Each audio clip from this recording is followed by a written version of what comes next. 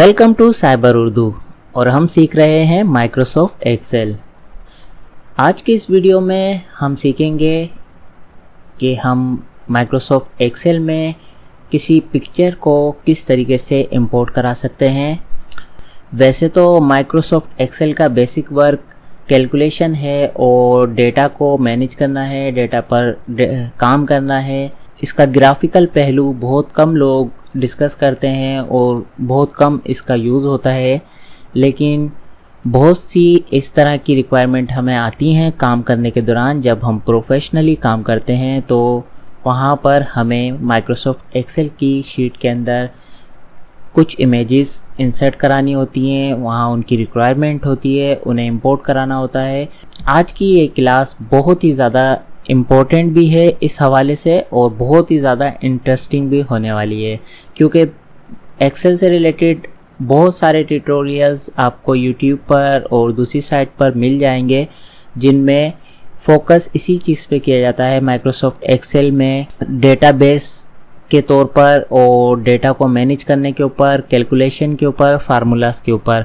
लेकिन Microsoft Excel का ये पहलू बहुत ज़्यादा इग्नोर किया जाता है जो ग्राफिक के हवाले से है, यानी कि विजुअल इफ़ेक्ट और पिक्चर की एडिटिंग वगैरह, और हम अपनी पिक्चर को कितनी खूबसूरती के साथ माइक्रोसॉफ्ट एक्सेल की किसी शीट में इंसर्ट करा सकते हैं या इंपोर्ट करा सकते हैं। तो आइए देखते हैं माइक्रोसॉफ्ट में अगर हमें कोई इमेज इंसर्ट करानी हो तो हम किस तरीके से करा सकते हैं। सबसे पहले हम जाएंगे इंसर्ट के टैब में और यहाँ पर पिक्चर्स का ऑप्शन हमें दिखाई देगा। हम जस्ट इस पर क्लिक कर देंगे। जहाँ भी हमारी पिक्चर मौजूद है वहाँ पर जाएंगे और हम वहाँ पर उसे इंसर्ट करा लेंगे क्लिक कर सिंपली। जैसे ही हम इंसर्ट कराएंगे तो वो पिक्चर जो भी उसका साइज़ होगा अपने एक्चुअल ओरिजिनल साइज़ में इंसर्ट हो जाएगी। अपनी रिक्वायरमेंट के मुताबिक छोटा या बड़ा कर सकते हैं। हम इसकी साइजिंग इस तरीके से कंट्रोल कर सकते हैं, जितना साइज़ हमें चाहिए, जितनी बड़ी चाहिए, जितनी छोटी चाहिए, हम इस तरीके से ड्रैग करके इसके साइज़ को मैनेज कर सकते हैं। नंबर 1। नंबर 2, इसके अंदर यहाँ पर जब हम किसी भी पिक्चर को पर क्लिक करेंगे, ये देखें आप रिबन पे गौर कीजिएगा।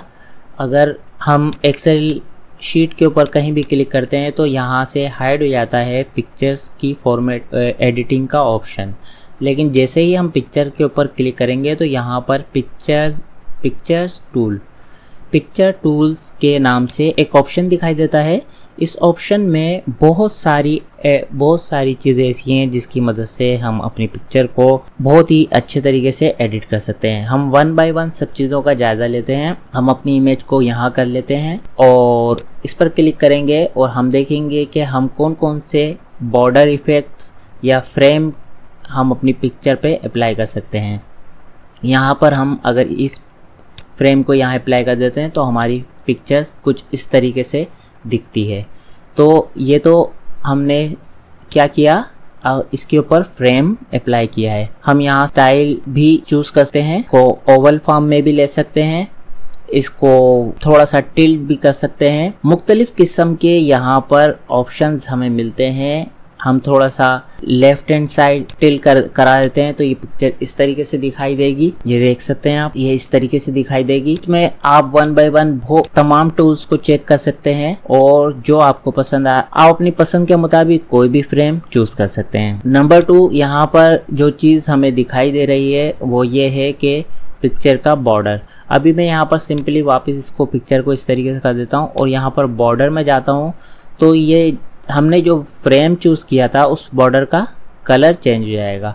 यानी कि अगर हम उसे कोई कलर देना चाहें इस तरह तो ये इस तरीके का हमारे बॉर्डर का कलर अब यहाँ से चेंज हो गया। हम दोबारा जाते हैं टूल्स में, पिक्चर टूल्स में, और सेकंड चीज़ देखते हैं।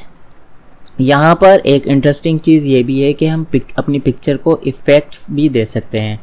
यहाँ क्लिक करते हैं, प्रीसेट के अंदर आते हैं। यहाँ पर नन है यानी कि कोई इफेक्ट नहीं है, लेकिन जैसे ही हम नीचे आते हैं तो हमें अपनी पिक्चर पर मुख्तलिफ किस्म के इफेक्ट अप्लाई होते हुए दिखाई देंगे। आप पिक्चर पर आप नोटिस कीजिए, आपको मुख्तलिफ किस्म के इफेक्ट अप्लाई होते हुए दिखाई देंगे। हम यहाँ शेडो वाला इफेक्ट भी दे सकते हैं जिससे हमारी पिक्चर पे शेडो वाला लुक आएगा। इसके ड्रॉप शेडो हमें दिखाई दे रहा है और ये बहुत ही खूबसूरत सी लग रही है अब पिक्चर।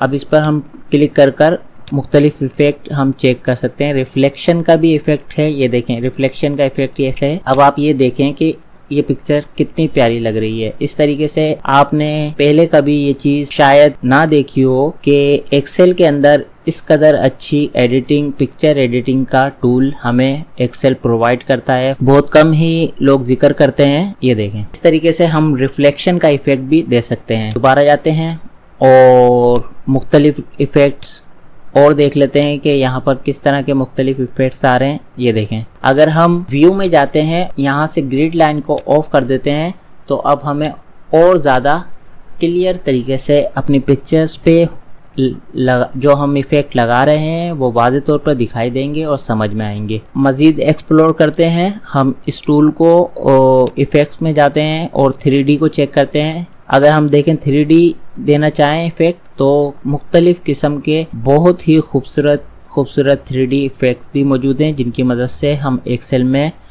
अपनी पिक्चर को 3D इफ़ेक्ट दे सकते हैं। इस तरीके से आप 1 बाय 1 यहाँ मैंने बहुत सारे इफ़ेक्ट्स छोड़ दिए हैं क्योंकि छोटी सी वीडियो के अंदर मैं ये तमाम इफ़ेक्ट्स आपको करके नहीं दिखा सकता। ये आप इसकी प्रैक्टिस खुद कीजिएगा, तमाम इफ़ेक्ट्स को चेक कीजिएगा तो इसमें आपको बहुत कुछ सीखने का मिलेगा एडिटिंग के हवाले से। सेकंड चीज़ क्या आती है यहाँ पर, पिक्चर लेआउट। पिक्चर लेआउट में हम मुख्तलिफ किस्म के प्रीमेड लेआउट सेट कर सकते हैं और उनके साथ टेक्स्ट भी दे सकते हैं। अगर हम तरह का राउंड शेप चाह रहे हैं और उसके ऊपर टेक्स्ट चाह रहे हैं तो हम इस तरह भी दे सकते हैं, हम इस तरह भी, और मुख्तलिफ बहुत सारी वैरायटीज़ है जिसमें हम अपनी पिक्चर को इस तरीके से यूज़ कर सकते हैं, मॉडिफिकेशन कर सकते हैं। जिस तरह की हमारी रिक्वायरमेंट हो उस हिसाब से हम अपनी पिक्चर को यूज़ कर सकते हैं।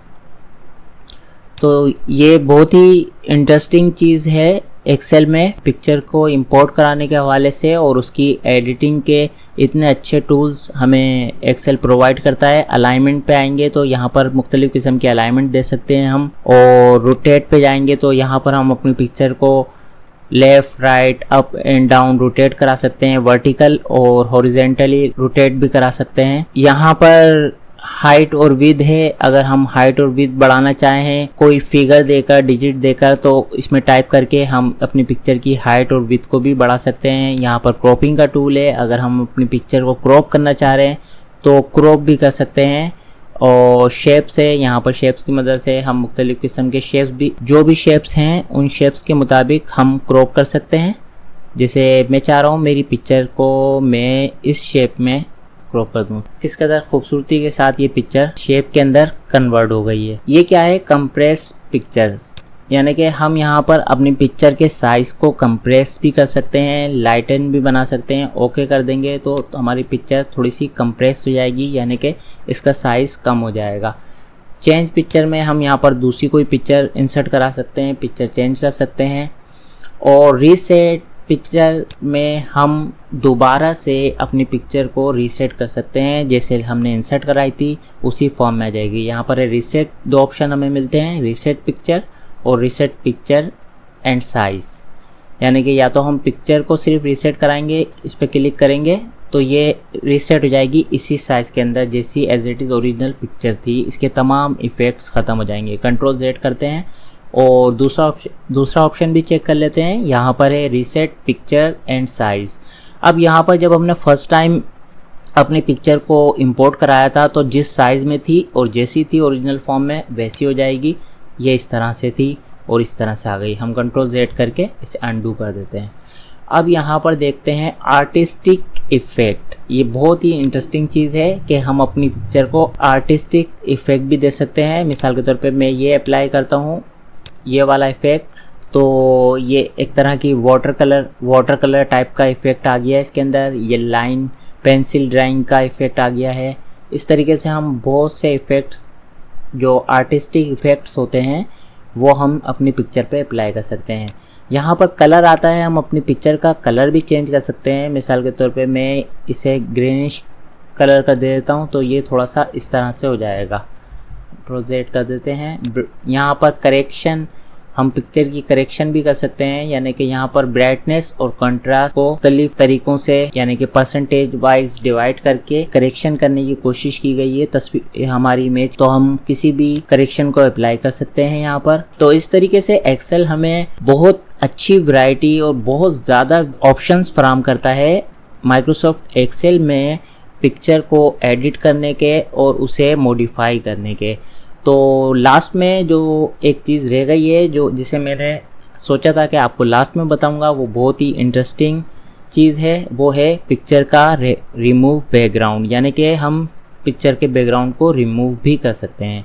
उसके लिए हमें क्या करना होगा, उसके लिए हमें जस्ट रिमूव बैकग्राउंड पे क्लिक कर देना होगा। इस तरीके से हम अपनी पिक्चर का बैकग्राउंड रिमूव कर सकते हैं। लेकिन यहाँ पर आप नोटिस करें कि यहाँ पर इसने कुछ हद तक बैकग्राउंड को रिमूव किया है और कुछ ये नहीं कर पाया है। तो उसको सेट करने के लिए हमारे पास एक टूल है मार्क एरियाज टू कीप, यानी कि उन एरियाज को हम मार्क कर सकते हैं जिन्हें हम रखना चाहते हैं।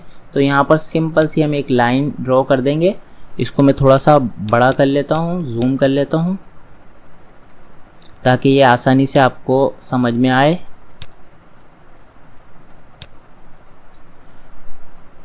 और इसको मैं यहाँ तक ले जाऊँगा। अब यहाँ पर मैं एक प्लस का साइन क्लिक करके पेंसिल को यहाँ तक ले जाऊँगा और इसको मैं यहाँ तक ले जाऊँगा। ठीक है, यहाँ पर एक प्लस का साइन लिया मैंने और इसको यहाँ तक ले गया और इसको यहाँ तक ले गया। इस तरीके से मैं थोड़ा थोड़ा सा बढ़ाकर अपनी जो चीज़ें मैं मार्क करना चाह रहा हूँ कि आप इसे ऐड कर लें, उसको मैं ऐड करा दूँगा ताकि हमारे सिस्टम को ये चीज़ पता चल जाए कि ये चीज़ हमें ऐड करनी है, इसको रिमूव नहीं करना, ये बैकग्राउंड नहीं है, ये ऑब्जेक्ट है। तो इस तरीके से हम धीरे धीरे कर कर जो एरिया इसने स्किप कर दिया था यानी रिमूव कर दिया था, हम उसे सेट कर लेते हैं ताकि ये उस एरिया को ऐड कर ले। यहाँ पर देखें ये थोड़ा सा एरिया भी हमें चाहिए, तो ये एरिया भी हमने इस तरीके से ले लिया। अब तकरीबन हमारी पिक्चर का बैकग्राउंड रिमूव हो चुका है और हम कीप चेंजेस पे क्लिक कर देते हैं। तो यहाँ पर जब हम क्लिक करेंगे तो आप देख सकते हैं कि ये हमारी पिक्चर का बैकग्राउंड भी रिमूव हो गया है और ये इस तरीके से खूबसूरती के साथ हमें शो हो रही है। हम चाहें तो इसका पिक्चर टूल में जाकर इफ़ेक्ट चेंज कर सकते हैं, नन कर देंगे और यहाँ पर हमने क्रॉप में लिया था और फिल यहाँ पर हमने शेप लिया था, शेप को हम वापस वैसे ही कर देते हैं। तो हमारी इमेज का बैकग्राउंड रिमूव हो चुका है। या हमारी इमेज इस तरीके से हमारी एक्सेल शीट पर इंसर्ट हो चुकी है। हम इसको रिसाइज भी कर सकते हैं अपने हिसाब से और इस तरीके से बनाने के बाद हम यहाँ पर अपनी वर्किंग भी कर सकते हैं कि ये एक एक्सेल शीट है, नेम ऑफ वाइल्ड एनिमल। तो इस तरीके से हम कोई भी की हेडिंग दे सकते हैं, इसे बोल्ड कर देंगे और इसका साइज़ यहाँ से इंक्रीज़ कर सकते हैं और इसको सेंटर अलाइन कर सकते हैं। इस तरीके से हम इसे अपनी मर्ज़ी के मुताबिक अरेंज कर सकते हैं। इसको मर्ज भी करा सकते हैं, मर्ज एंड सेंटर, ये इस तरीके से और खूबसूरत लगेगी। और मिसाल के तौर पे यहाँ हमारा डेटा आ सकता है, अगर हम कोई डेटा देना चाह रहे हैं तो यहाँ हमारा डेटा आ सकता है। मैं यहाँ पर जस्ट ऐसे ही समझाने के लिए एक टेबल फॉर्म में इसको कन्वर्ट कर देता हूँ। इसको थोड़ा सा कंट्रोल एक्स करते हैं और इसको यहाँ लेके आते हैं और कंट्रोल वी कर देते हैं, ओके कर देते हैं, तो ये यहाँ पर आ जाएगा। आप इसको ऐसे देख सकते हैं कि इसको यहाँ से लेकर यहाँ तक हम दोबारा मर्ज कर देते हैं। ये हमने मर्ज कर दिया। इस तरह का हम इफ़ेक्ट भी दे सकते हैं, इमेज इंसर्ट करा सकते हैं और अपनी शीट को जब कभी हमें इस तरह की ज़रूरत हो जिसमें हमें ग्राफिकल प्रेजेंटेशन देनी हो डेटा के साथ साथ के अंदर हमें इस तरह की ज़रूरत पड़े तो ये टूल्स आपको आना बहुत ज़रूरी था, समझाना बहुत ज़रूरी था, और ये आपके बाज़ औक़ात एक्सेल में बहुत ज़्यादा काम आता है जब आप बहुत अच्छे से अपने डेटा को प्रेजेंट करना चाहते हैं, यानी कि विजुअली वो बहुत खूबसूरत नज़र आए। अगर इस तरह की रिक्वायरमेंट होती है अट्रैक्टिव, अपने डेटा की प्रेजेंटेशन को अट्रैक्टिव बनाने के लिए, तो ये टूल बहुत ही कारआमद साबित होता है। उम्मीद है आपको इस वीडियो में पिक्चर्स से रिलेटेड तमाम चीज़ें अच्छे से समझ में आई होंगी।